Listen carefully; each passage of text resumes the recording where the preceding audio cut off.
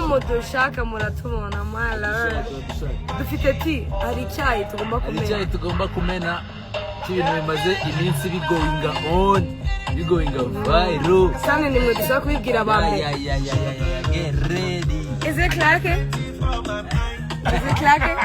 All right, bye guys. I love you. Wayz on the way. Kizigenza,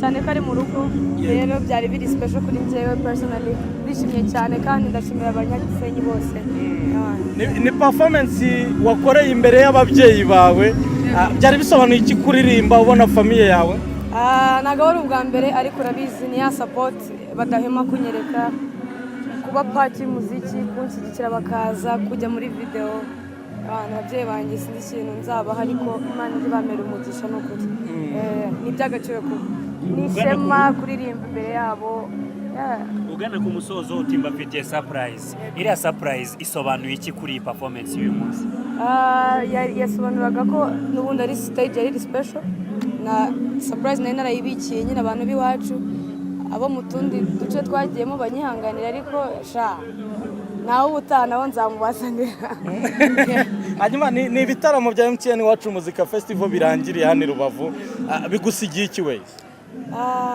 N'umusa ndize cyane ngize experience hari ikintu cyiyongereye kuri kariyeri yanjye kuri experience ni byinshi ntabwo namwe mwabona umwanya wo kurindira ngo mbivuge birangire ariko ndashima cyane EAP ndashima MTN ndashima Baje ndashima Inyange namwe banyamakuru kujyana natwe ni by'agaciro kabisa support iri hejuru I appreciate it so much.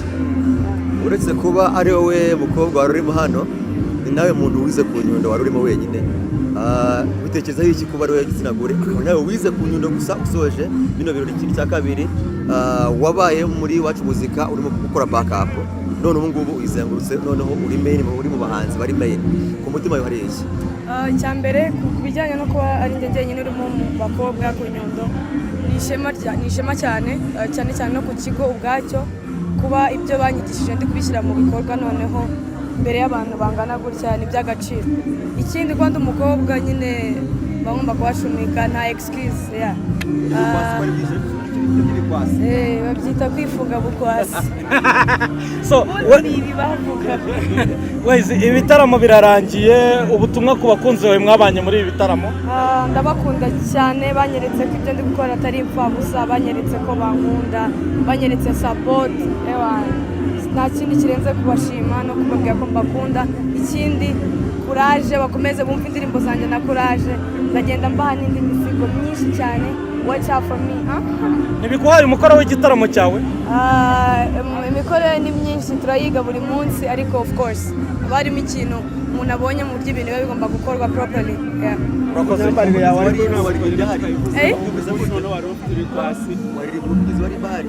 uti wari nabonye ari indirimbo zawe shara tumuvugizi wari walayi gahunda tuba tubabona bari mu kazi kandi turabishima nabyo kabisa Wayz urakoze cyane murakoze cyane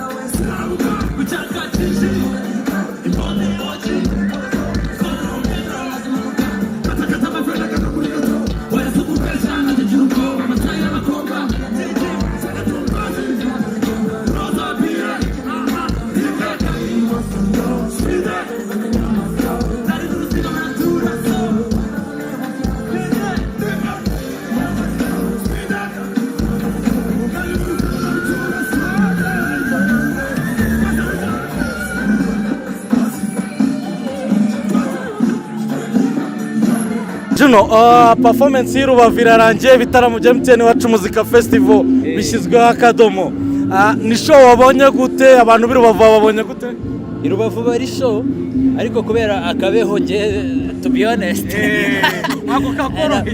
ntago kari koroshye but buriya iyo indirimbo bazizi uburi safe neza finally away mwayikoze warayishyujwe kweri babonye abantu bayakiriye gute uko wabye expecting kandi ko babonye je ntago bura nkunda kugira expectations I just do my things and nkabye enjoying and we enjoyed ourselves and then abantu babyishimiye of course it was a surprise so I'm so happy man Juno muri minsi performance zawe zirimo isura ya huha uriya muntu wari uhari biriya bintu wabyiyongoje ute ntabwo byari bisanzwe muri performance za mbere that's my brand ngende ikirura ngiye nkorana n'ibirura abafana banjye bitwa ibirura je suis gênant urumva nibiriya uba ugomba kwitega tu uretse akabeho wowe kagukubise uvuzeho abafana bo wababonaga gute? Abafana ni neza man, as long as uzi indirimbo zanjye nta kindi maca.